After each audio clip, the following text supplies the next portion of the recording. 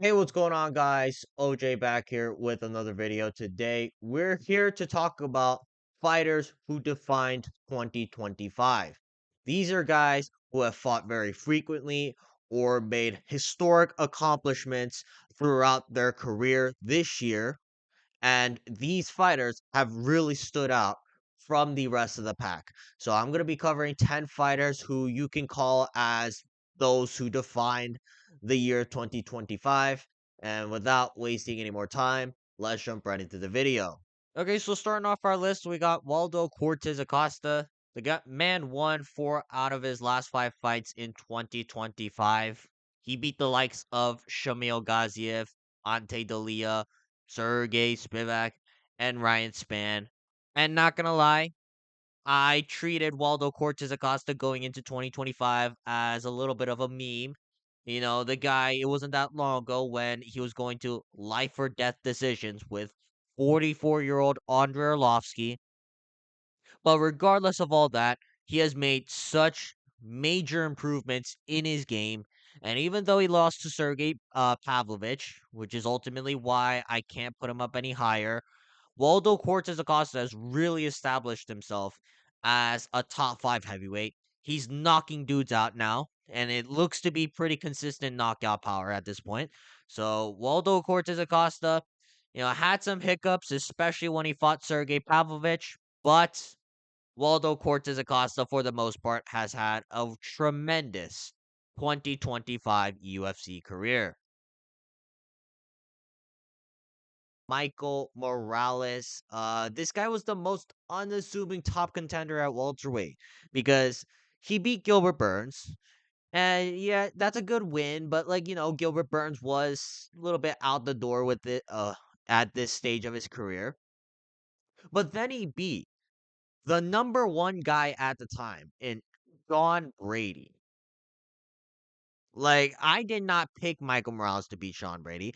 Did I have a feeling that Morales could do it? Yes, but Michael Morales proved that he is a top ranked welterweight, which I didn't think was going to happen this soon, but Michael Morales did it in 2025. And I think a title shot for him at welterweight is on the horizon. Up next, we got Manel Cap. He stole the next flyweight title shot by KOing Brandon Royval a week ago. And not only that, earlier this year, he fought Asu Almabayev, put an absolute clinic on him. Now, were there some cheating moments in that fight? Yes, but Manel Cap, for the most part, was dominating that fight. And the only reason I can't put him up any higher though is because he did pull out of the initial Royval fight at UFC 317, and that kind of halted his momentum. But he later knocked out Brandon Royval in the first round. You know, it wasn't that long ago when Brandon Royval was considered the number one contender at flyweight.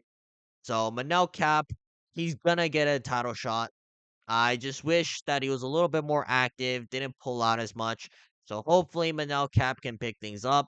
But for the most part, 2025 has been really good for Manel Cap so far. Moving on, though, we got Leroy Murphy. I mean, the guy really changed his narrative in 2025 because, not gonna lie, a lot of people thought that Leroy Murphy is kind of a boring decision merchant, similar to Leon Edwards. And it didn't help, especially when he beat Josh Emmett. You know, Josh Emmett.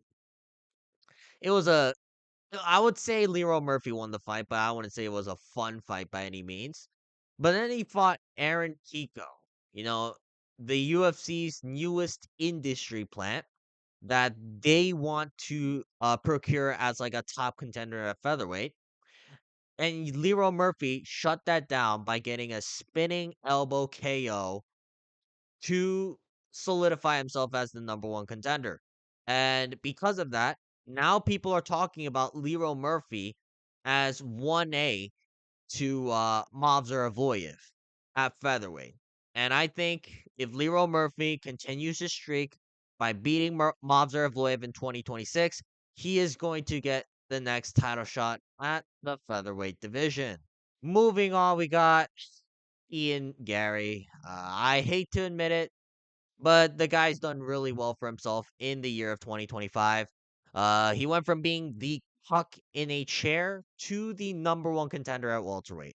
All right, he beat Bilal Muhammad, who was holding the belt for the first half of 2025. He also took on Carlos Prates before that on short notice and beat him on the feet for at least 3 rounds. And not only that, Ian Gary really improved his mic skills, in my opinion. He knows how to sell a fight. He knows how to make things controversial.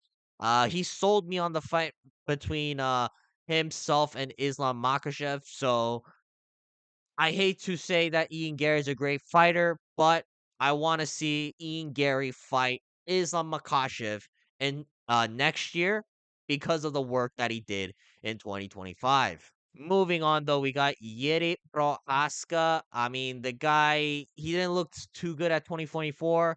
You know, got KO'd by Alex Pereira. He beat Rakic, but he took a lot of damage in that fight as well.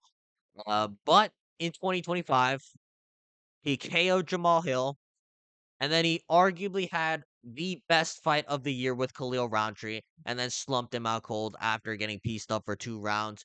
Yuri Prohaska, I think, is the fighter of the year amongst the non-champions. And I do believe that Yuri Prohaska will get back to the belt soon. Depends on how the division plays for the most part, but Yuri Prohaska has made himself undeniable for the next title shot at the light heavyweight division. Moving on, though, we got Pilter Jan. He ended the year becoming the bantamweight division champion, and he was able to do that by beating Marcus McGee to earn his rematch against Marab. Then he nearly 50-45 Merab Dvalishvili when no one thought he could even win the fight in the first place.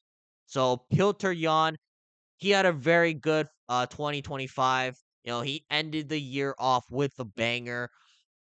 Unfortunately, though, he didn't fight nearly as much as the guys I'm about to talk about. He also didn't defend any of his titles. So for that reason, I'm gonna have to put Pilter Jan at my number 4 spot. But for the most part, Pilter Jan has done a very good job in 2025. Moving on, though, we got Joshua Van. The guy won 4 fights in 2025. Beat Ray Saruya, destroyed Bruno Silva, then had a fight of the year with Brandon Royval, and then ended the year as the flyweight champion. Now, the only reason I can't put him up higher is because there are some asterisks to how Joshua Van won the title. Pantoja just fluke injured himself, and Joshua Van didn't really fight in order to get the belt. But I'm not gonna fault him for that. Accidents happen. Joshua Van is technically the current flyweight champion of the flyweight division. And 2025 has arguably been the best career year for Joshua Van. So I'm very excited to see what Joshua Van can do moving forward. Up next, though, we got Merab Dvalishvili. Now, this guy was arguably the fighter of the year, and you could still make a case for him. The guy tried to defend his belt 4 times in 2025. He beat the likes of Sean O'Malley, Corey Sandhagen, and Umar Nurmagomedov, 3 top 5 contenders at bantamweight, all within 1 year. He did end up losing the belt, though, all right, to Piotr Jan, and it was a pretty bad loss.